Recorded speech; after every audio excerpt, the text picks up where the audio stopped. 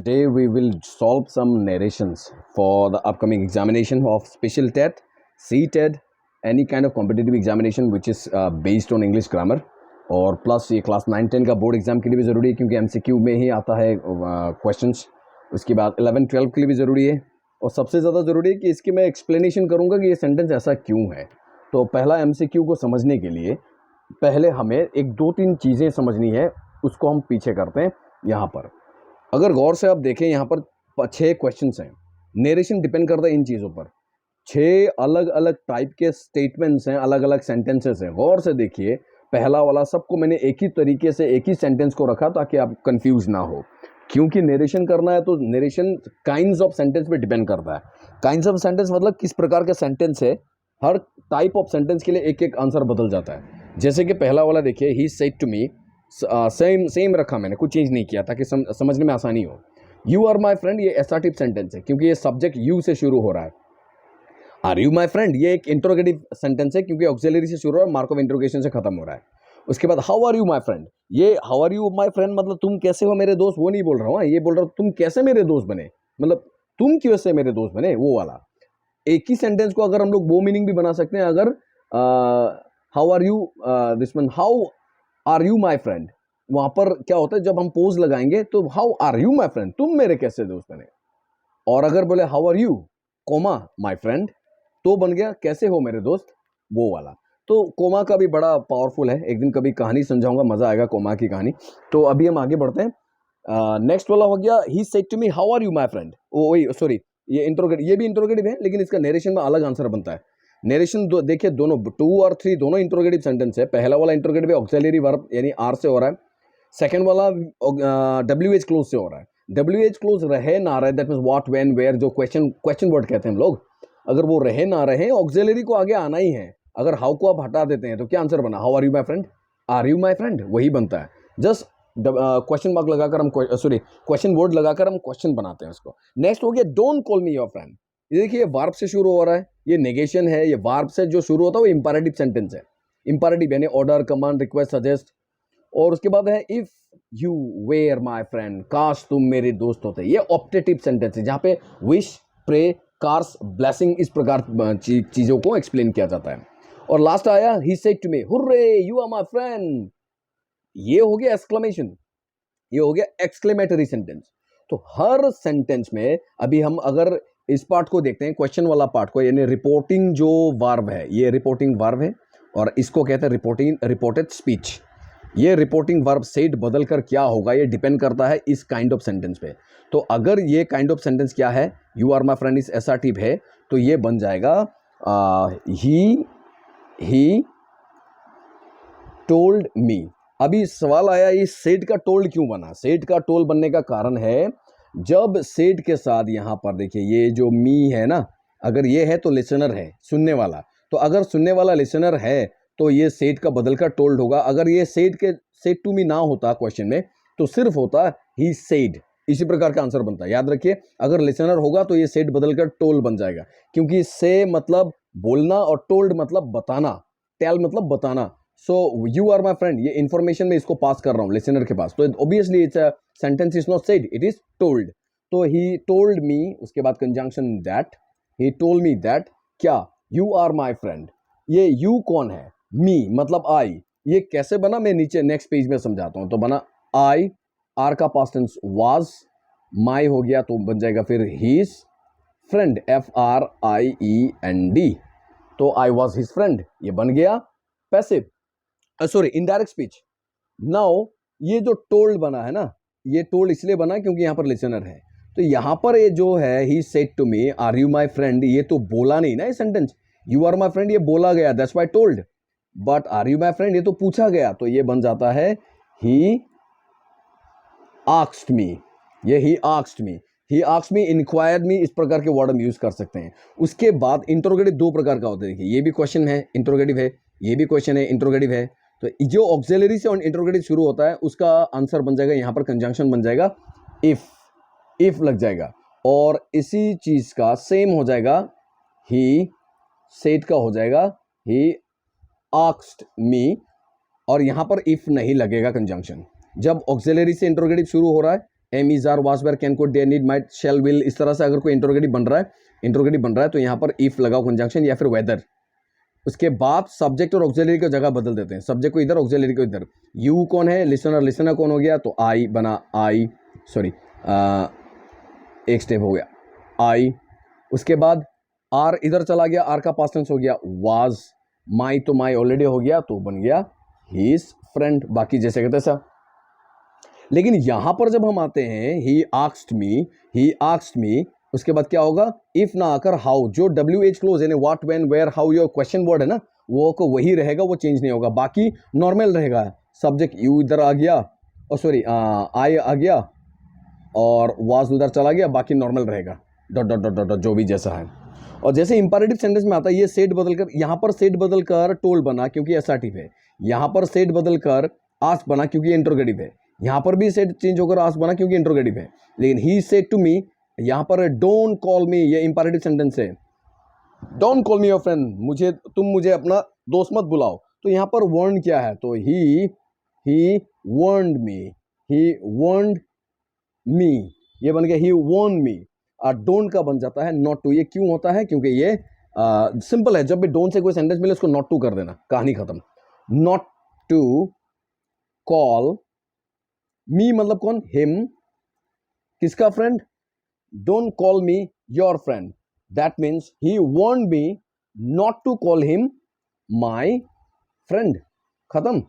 उसके बाद आते हैं ये वाला पोर्शन पे, ये वाला पोर्शन पे क्या हो रहा है, ये वाला पोर्शन पे आ रहा है he said to me if you were my friend, काश तुम मेरे दोस्त होते, यानी ये ऑप्टेटिव है, विश क्या है, तो ही विश्ड हो जाएगा, ये विश्ड, और विश के साथ अभी अगर लिसनर लिखा तो टू मी लगा देना, ही विश्ड टू मी और विश्ड मी, तो विश टू मी, अगर स्टेटमेंट कहा गया है तो टू लगा देना, और स्टेटमेंट नहीं है तो he wished me good morning, वो अलग बात है, तो में टू हटा सकते हैं।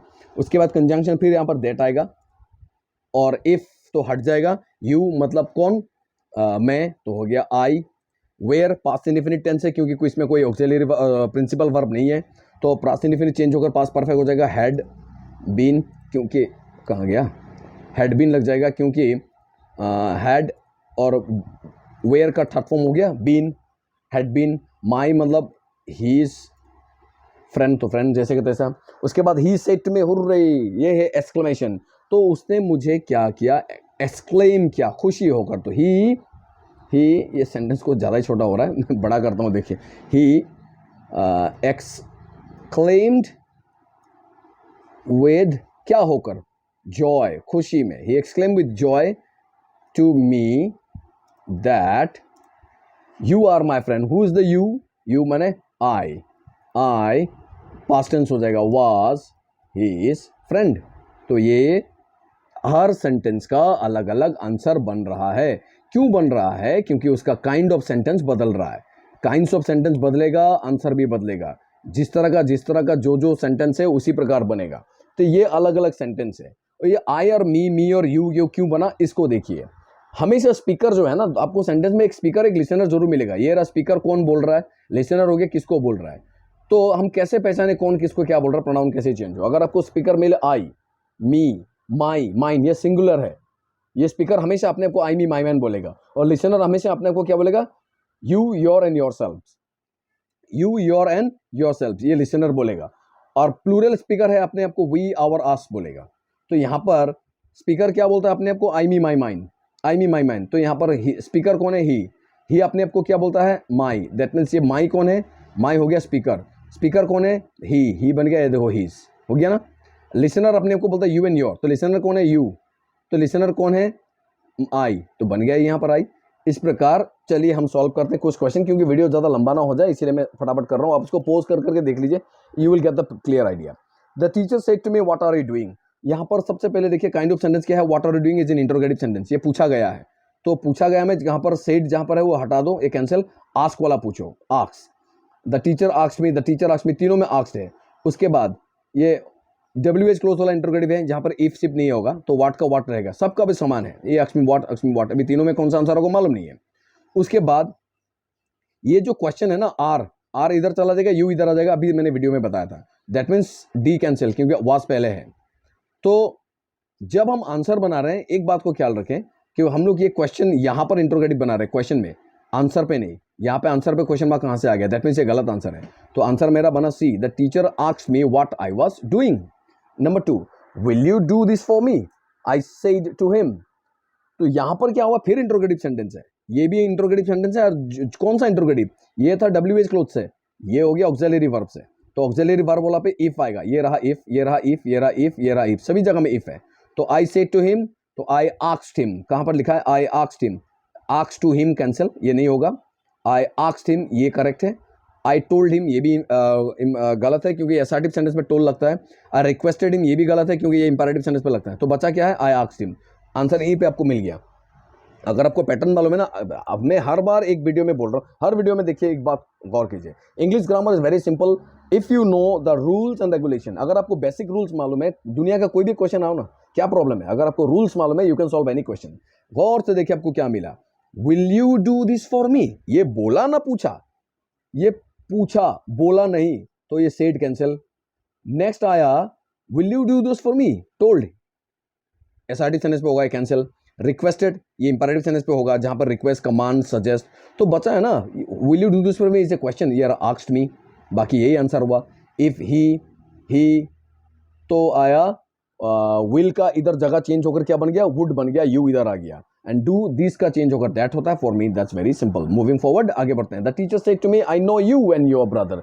तो teacher said to me I know your brother, speaker कौन है, द टीचर। लिसनर कौन है, मैं लिसनर हूं जब मैं आंसर कर रहा हूं, आप लिसनर हैं जब आप आंसर इसको कर रहे हैं। तो स्पीकर अपने आप को क्या बोलता है, आई मी माई माइंड, ये रहा आई, मतलब ये स्पीकर है, ये आई स्पीकर है। और लिसनर बोलता है अपने आप को यू एंड योर, ये रहा यू, ये लिसनर है, ये लिसनर है। इसके नीचे अंडरलाइन करके आप लिखने में एल लिख दो, इसके नीचे आप एल लिख दो, मतलब ये लिसनर है, ये स्पीकर है। आपका सारा प्रॉब्लम सॉल्व हो जाएगा प्रोनाउन का। So the teacher said to me, I know, I subject से शुरू हो रहा है, असर्टिव सेंटेंस है, यानी ये सेड रहेगा। अभी गौर से देखिए, the teacher said to me that, लेकिन जब हम आंसर कर रहे हैं ये सेड बन जाएगा टोल्ड, क्योंकि लिसनर है, दैट मीन्स ये आंसर गलत है। इसमें से एक मुझे करेक्ट करना, सारा का सारा मैंने गलत लिख दिया। सबसे पहले देखिए पे नोज है प्रेजेंट टेंस, ये कैंसिल हटा दो। हैज नोन परफेक्ट टेंस, ये भी कैंसिल हटा दो, क्योंकि परफेक्ट टेंस आएगा कहाँ से, प्रेजेंट परफेक्ट से आएगा ना। तो ये इनडायरेक्ट स्पीच में प्रेजेंट फॉर्म होगा ही नहीं, बात खत्म। ये रहा प्रेजेंट फॉर्म है ना, हैज तो प्रेजेंट फॉर्म है, नोज प्रेजेंट फॉर्म है। जब तक ये यूनिवर्सल ट्रूथ ना हो तो इनडायरेक्ट स्पीच में कभी भी प्रेजेंट फॉर्म नहीं आएगा, यानी बी और डी को उड़ा के पटक दो। बचा भी ए और सी। ए में क्या है, the teacher said to me that he knew me and my mother. ये न्यू क्यों बना, क्योंकि I know present indefinite tense change बनकर पास्ट इंडेफिनिट टेंस हो गया, आई न्यू। तो ये यहां पर एक गलती मैंने कर दी, यहां पर सेड टू मी जगह पर होना चाहिए told me. He the teacher told me that he knew me and my mother. यहां पर क्यों नहीं हुआ, he said to me that he know, इस तरह का कोई इंग्लिश बनता ही नहीं है। अगर ये प्रेजेंट इंडेफिनिट भी होता तो यहाँ पर नोज होना चाहिए था, third person singular number subject है, दैट मीन्स ये तो गलत हो गया। तो अगर आपको सिस्टम मालूम है ना, तो दुनिया का कोई भी सेंटेंस आप सॉल्व कर सकते हो। सो मूविंग फॉरवर्ड, आई आस्क्ड हिम, ये इनडायरेक्ट स्पीच है, ये आस्क्ड मतलब क्या है, इन पूछा गया, यानी क्वेश्चन है, इंटरोगेटिव सेंटेंस है। और ये इफ क्या बोल रहा है, इफ बोल रहा है, ये ऑक्सिलरी वर्ब से इंटरोगेटिव बनने वाला है, बात खत्म। ही हैड बीन, कौन सा टेंस है, यहां से आप देखिए, यहां से ही सब्जेक्ट, हैड ऑक्सिलरी और बीन भी ऑक्सिलरी है, तो प्रिंसिपल वर्ब कहां है, यहां पर कोई प्रिंसिपल वर्ब नहीं है, तो इसीलिए in absence of principal verb been ही प्रिंसिपल वर्ब हो जाता है, इस बात को ख्याल रखिए। तो अगर ये प्रिंसिपल वर्ब है तो ये क्या टेंस बना, सब्जेक्ट ही, हैड और बीन, यानी subject, had and third form of verb. यहां पर वर्ब कौन सा है, been. Why, because there is no principal verb in the sentence. Narration is very difficult, ध्यान से आप सुनिए, नहीं तो आपको कुछ भी समझ में नहीं आएगा। और लिंक में मैंने डिस्क्रिप्शन पे मैंने सारा लिंक डाल दिया है नरेशन का रूल्स के लिए, उसको आप गौर से देखिए। रूल्स का वीडियो देखेंगे तो मैं खुद अपने हाथों से लिखकर उसको रिकॉर्ड किया है, तो that will be very much helpful for you. नहीं तो अगर रूल्स मालूम नहीं तो बड़ा you will be in the big problem. So I asked him if he had been, ये हैड बीन कहाँ से आया, क्योंकि ये सब्जेक्ट है, ये है, हैड है and third form of verb है। तो हमें अभी इनडायरेक्ट स्पीच में ना पूछना है कि ये आया कहाँ से, ये पास्ट परफेक्ट टेंस है ना, ये पास्ट परफेक्ट टेंस आया कहाँ से, आता है प्रेजेंट परफेक्ट टेंस से, यानी प्रेजेंट परफेक्ट टेंस चेंज होकर पास्ट परफेक्ट बनता है, एंड पास्ट इंडेफिनिट टेंस भी चेंज होकर पास्ट परफेक्ट बनता है। तो अभी एक एक करके करते हैं। ही सेड टू मी बनाया, सिंपल। उसके बाद हैड को मैंने हैव बना दिया, यहाँ पर हैव लेकर आया। उसके बाद हैव यू, हैव ये हिट का हैड ही का बना यू, बिकॉज लिसनर है। उसके बाद बीन यहाँ पर लगाया, इल लगाया, have you been ill, previous day कहाँ से आया, यस्टरडे से आया। बाकी मत देखिए, बस पहले का आंसर लगाइए।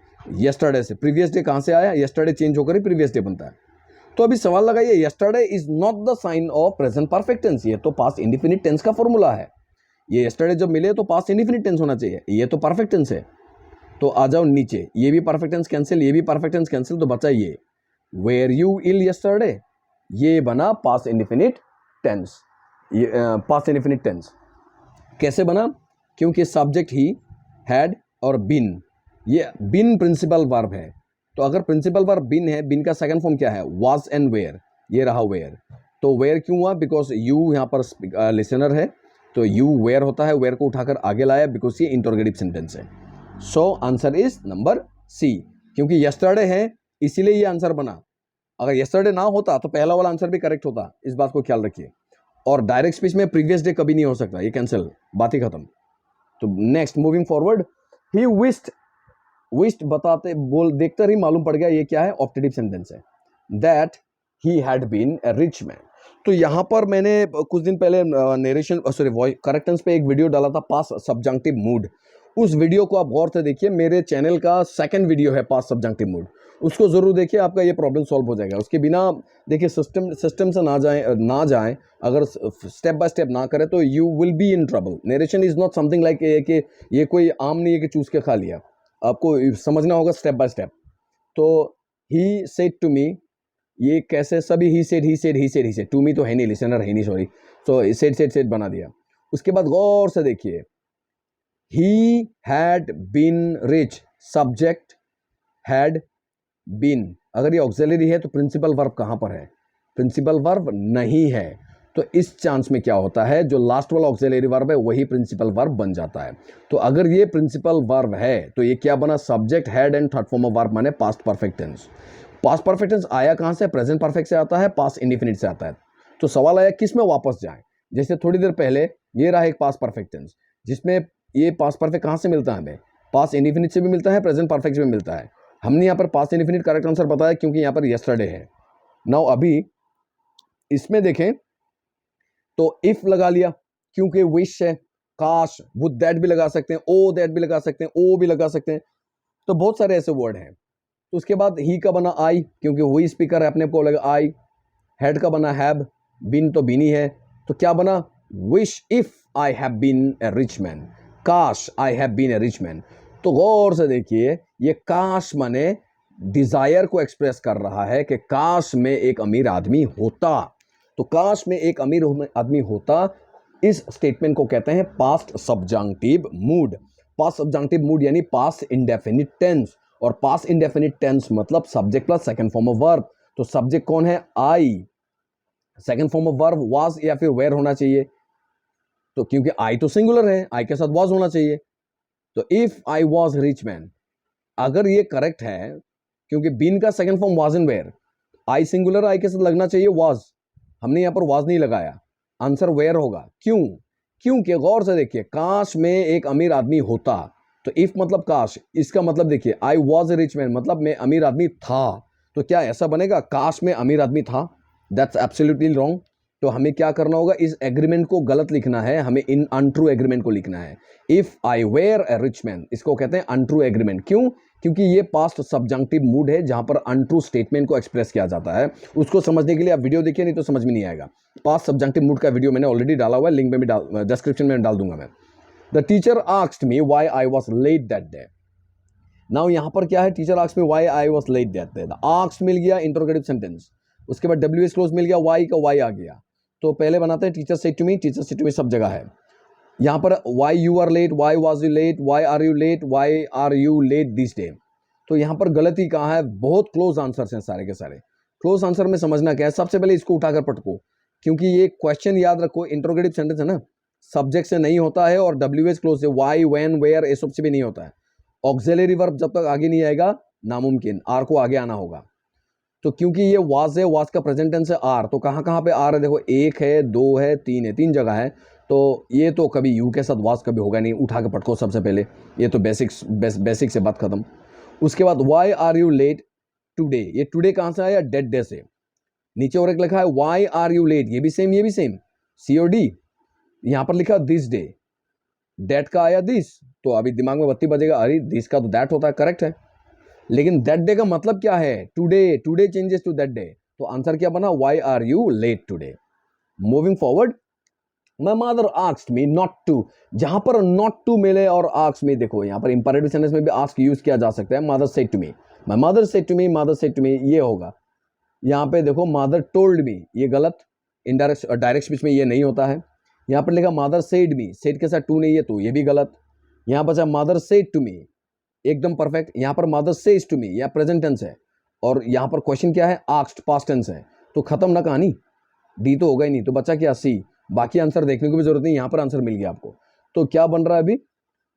माई mother said to me I don't mix up with bad boys, क्योंकि डोंट का क्या बनता है? नॉट टू बनता है, जो मैंने पहले दिखाया था फर्स्ट पेज, फर्स्ट आज के जो बिगिनिंग पे जो स्लाइड था उसमें मैंने दिखाया था। तो वेरी सिंपल, आगे बढ़ते हैं। ही asked me when I had bath the previous day. ध्यान से देखिए, difficult question, tough, very tough. Now W is close, सबसे पहले आस्क्ड है ना, ही आस्क्ड मी, तो ही सेड टू मी होगा। कहां पर है ही सेड टू मी? पहले वाला खत्म, बचा ये तीन, he said to me, correct. अभी एक उड़ा का पटक दो, ही टोल्ड मी लिखा हुआ है।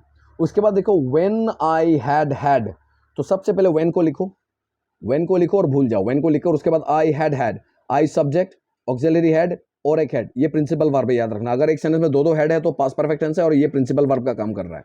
तो एक ऑक्सिलरी वर्ब का काम कर रहा है, एक प्रिंसिपल वर्ब का, पहला वाला ऑक्सिलरी, सेकंड वाला प्रिंसिपल वर्ब, तो ठीक है, ये बना पास्ट परफेक्ट टेंस। और प्रीवियस डे मतलब यस्टरडे, तो सभी जगह पे यस्टरडे लिखा हुआ है, तो क्लियर नजर आ रहा है। और yesterday is the sign of past indefinite tense, याद रखो, जहां पे यस्टरडे होगा वो पास्ट इंडिफिनिट टेंस होगा, क्योंकि हमने करेक्ट टेंस पे ऑलरेडी कर लिया है। तो कहां पर, कौन से जगह पर पास्ट इंडिफिनिट टेंस यूज किया गया वो देखिए, बाकी कुछ देखने जरूर नहीं। पास्ट इंडिफिनिट कहां पर? Have perfect tense cancel, have perfect tense cancel, had perfect tense cancel, तो बचा क्या? ये डिड, पास्ट इंडिफिनिट टेंस खत्म। Did you have bath yesterday, क्योंकि इंट्रोगेटिव सेंटेंस बनाने के लिए पास्ट इंडिफिनिट टेंस में डिड का यूज किया जाता है। और सब्जेक्ट हो गया यू, सेकंड फॉर्म हो गया हैड, क्योंकि यहां पर डिड लगा हुआ तो हेड का प्रेजेंट फॉर्म हैव आ गया, जो बेसिक्स है। आगे बढ़ते हैं। आज का वीडियो लंबा इसलिए होने वाला क्योंकि काफ़ी चीज़ें हैं इसमें। So I said to him were you ill yesterday, इतनी देर जो गाना गा रहा था उसी का वो वापस आ गया। यस्टरडे मतलब पास्ट इंडिफिनिट जो चेंज होकर बनता है प्रीवियस डे। कहाँ कहाँ पर प्रीवियस डे है? ये रहा एक, ये रहा दो, यानी ये दोनों को उड़ा कर फेंको, ए करो, ए और बी को पटक को फेंको। ही सेड टू मी, ये इंट्रोगेटिव है तो ही आस्क्ड मी होगा। He asked me, he asked, oh sorry, I asked him, I asked him, I asked him. A खत्म, उसके बाद ए बी तो ऐसे ही खत्म, तो बचा आई आस्क्ड हिम इफ, क्योंकि इंट्रोगेटिव है, ऑक्सिलरी से है, तो हम लोग इफ लगाएंगे। ही, ये यू कौन है? लिसनर, ही, तो बन गया ही। आर का पास्ट टेंस वाज, ये रहा वाज। ये वेयर है ना, वेयर का पास्ट टेंस हो जाएगा was. Is it? No, where is past indefinite tense यहां पर। कैसे? ये रहा, कोई प्रिंसिपल वर्ब है इसमें? देखो कोई प्रिंसिपल वर्ब है? नहीं है, मतलब यही प्रिंसिपल वर्ब का काम करेगा अभी। तो you were ill, subject second form of verb, past indefinite tense change होकर क्या बनता है? Past perfect tense. तो पास्ट परफेक्ट टेंस कहां पर है? देखो पास्ट परफेक्ट, ये रहा पास्ट परफेक्ट, सब्जेक्ट, हेड और third form of verb be. Were, were का थर्ड फॉर्म क्या है? बिन, बिकॉज बी, वेयर यहां पर प्रिंसिपल वर्ब है, उसका थर्ड फॉर्म क्या है? बिन। ऑक्सिलरी वर्ब आप मेरे एक वीडियो है उसमें भी देख सकते हैं, और जूनियर इंग्लिश ग्रामर अगर है तो वहां पर ऑक्सिलरी वर्ब पेज नंबर 99 पुरानी किताब, और नई किताब पे पेज नंबर आपको 100 में मिल जाएगा ये। दैट मीन्स वेयर का third form is been. I know you and your father well, I know you and your father well, ये क्या है? वेरी असर्टिव सेंटेंस है। He the man said to me, ये पहले कर लिया शायद। I know you and your father well, yes, इसको कर लिया है। तो the man said to me, the man told me, because assertive sentence है, told me that he knows me होगा नहीं, क्योंकि क्योंकि क्योंकि क्योंकि रिपोर्टिंग अगर पास्ट में है तो सारा का सारा बदलेगा, बात खत्म। तो ये नोज खत्म हो जाएगा, नोज खत्म हो जाएगा, हैड नोन तो कभी हो ही नहीं सकता, खत्म। तो बचा क्या? नंबर सी, नहीं number B, the man told me that he knew me and my father well, ये तो ऑलरेडी कर लिया इसलिए मैंने एक्सप्लेन भी नहीं किया। ओके, आगे बढ़ते हैं। The man said how charming the landscape is, how charming the landscape is, मतलब ये एक्सक्लेमेटरी सेंटेंस है, एक्सक्लेमेटरी सेंटेंस है जो एक्सक्लेम किया जाता है। तो यहाँ पर द मैन सेड कैंसिल, यहाँ पर एक्सक्लेम, यहाँ पर एक्सक्लेम, यहाँ पर सेड, ये कैंसिल। तो बात खत्म ना, ए और डी को पटक दो, अभी बचा बी और C. The man exclaim with wonder how charming, आश्चर्य मतलब वंडर। दैट, दो बार दैट है, ये प्रिंटिंग मिस्टेक और typing mistake, sorry typing mistake. Wonder that how charming the landscape is. जब भी एक्सक्लेमेटरी सेंटेंस मिले ना, यहाँ पर एक्सक्लेमेटरी सेंटेंस मिले, उसको हमें ट्रांसफॉर्म करके एसर्टिव फॉर्म में लेकर आना है। इस बात को मत भूलिए जब नरेशन करते हैं, एसर्टिव फॉर्म में लेकर आना है। हाउ चार्मिंग इज एक्सक्लेमेटरी, हाँ एक्सक्लेमेटरी फॉर्म है, उसको एसर्टिव फॉर्म में लेकर आना है। तो ये बना the landscape was very charming. अगर मैं बोलूँ how beautiful the girl is, उसके एसर्टिव फॉर्म हो गया the girl is very beautiful. How wonderful the child is very wonderful. तो यहाँ पर how charming the landscape is very charming. तो लैंडस्केप इज वेरी चार्मिंग, इसका वाज इसलिए बना क्योंकि ये एक्सक्लेम्ड पास्ट टेंस है, क्योंकि ये सेड पास्ट टेंस है और हम नरेशन कर रहे हैं, पास्ट टेंस का चेंज होता रहेगा। That's it. आगे बढ़ते हैं। The lady said to the man don't touch my bag. Imperative sentence ये रहा, वर्ब से शुरू हो रहा है imperative sentence. Don't touch my bag, मेरा बैग मत पकड़ो। किसने कहा? लड़की ने कहा। किसको कहा? मैन को कहा। ऑब्वियसली वार्निंग किया। तो कहाँ पे वार्न है? ये रहा, the lady warned the man not to touch her bag. Told कभी हो नहीं सकता क्योंकि असर्टिव सेंटेंस में टोल होगा और ये इंपैरेटिव सेंटेंस है और तीनों में देखो टोल लगा हुआ है। तो एलिमिनेशन प्रोसेस अगर यूज करें, आपका दिमाग यूज करें, तो आंसर खत्म, आपको मिल गया। मूविंग फॉरवर्ड, आगे देखते हैं last one. The father said to me don't tell a lie. बाबा ने मुझसे कहा झूठ मत बोलो। तो ये क्या है? एडवाइस, क्योंकि है इंपैरेटिव सेंटेंस जो वर्ब से शुरू हो रहा है। तो एडवाइस कहाँ कहाँ पर है? ये रहा, एक ही जगह में एडवाइस है। बाकी टोल्ड वो तो असर्टिव सेंटेंस में होगा, ये इंपैरेटिव है। तो एलिमिनेशन प्रोसेस को अगर शुरू का वीडियो आप देखते हैं ना, शुरू का बिगिनिंग आप देखते हैं, सारा आपको समझ में आ जाता है। उसके बाद ऑर्डर हो नहीं सकता, डोंट टेल ए लाई, तो ऑर्डर तो है नहीं, तो बचा क्या? ब्लेस भी नहीं है, आशीर्वाद नहीं दे रहे, मुझे एडवाइस कर रहे हैं, उपदेश दे रहे हैं, तो क्या बना? Advice. That's it. So last हो गया। The leader said to the members let us have a party. Leader ने कहा चलो पार्टी करते हैं। तो जब भी सेंटेंस लेट से शुरू होता है ना, लेट से शुरू होता है, तो दो आंसर होगा, या तो प्रपोजल एक्सप्रेस कर रहा है या तो वो ऑर्डर या कमांड एक्सप्रेस कर रहा है। क्या ये प्रपोजल है? चलो पार्टी करने चलते हैं, तो ये प्रपोजल है। तो प्रपोजल हुआ तो इंपैरेटिव सेंटेंस का नरेशन का पूरा कहानी बदल जाता है। उसका आंसर हो जाएगा the leader suggested the member that they should have a party. ये रहा आंसर, ये रहा। प्रपोज भी लगा सकते हैं यहाँ पर, the leader proposed to the, एकदम करेक्ट फॉर्म आंसर ये होगा, the leader proposed to the members that they should have a party. इसको आप ना पूरा रट्टा मार के रखो इस सिस्टम को, जहां पर लेट से सेंटेंस मिले और जो प्रपोजल है वो इस तरह का आंसर बन जाएगा। बाकी देखने की जरूरत नहीं है क्योंकि एडवाइस तो है नहीं है, पार्टी करने चलिए, उपदेश थोड़ी है। उपदेश तो अच्छी बातें होती है, मतलब महान मोरालिटी से बेस किया होगा कुछ। सो ये रहा मतलब सारा क्वेश्चन मैंने एक्सप्लेन कर लिया। करीबन यहाँ पर 14 एक्सप्लेन किया है। तो I hope you people have understood and liked. मजा आया होगा। अगर अच्छा लगे तो जरूर कमेंट एंड शेयर करें, लाइक करें और स्प्रेड करें अमॉन्ग द स्टूडेंट्स जिनको ये चाहिए, उनके साथ शेयर कीजिए। और नरेशन समझने के लिए मैं बार बार बोल रहा हूं, आपको गौर से देखना है रूल्स को। If you know the rules, you know the answer, you know any question of the world. दुनिया के किसी भी क्वेश्चन को आप सोल्व कर सकते हैं अगर आपको बेसिक रूल्स मालूम है। बेसिक रूल्स मैंने अच्छी तरह से एक वीडियो पे रूल्स एक्सप्लेन किया है, जिसको मैंने इस डिस्क्रिप्शन पे डाला है। Go to it, visit it और ध्यान से देखें। और सारे लाइक अलग अलग टाइप ऑफ, इंपैरेटिव का अलग है, एसर्टिव का अलग है, ऑप्टेटिव का अलग है, एक्सक्लेमेटरी का अलग है, ऐसे अलग अलग करके मैंने वीडियो बना रखा है। यू कैन गो, मैं सारा लिंक में डाल दूंगा, डिस्क्रिप्शन में डाल दूंगा, आप देख सकते हैं। सो बेस्ट विशेस, एग्जाम सामने आ रहा है, तैयारी करें अच्छी तरह से। I pray that you all get the examination, you clear this examination, you get a job. Have a great day.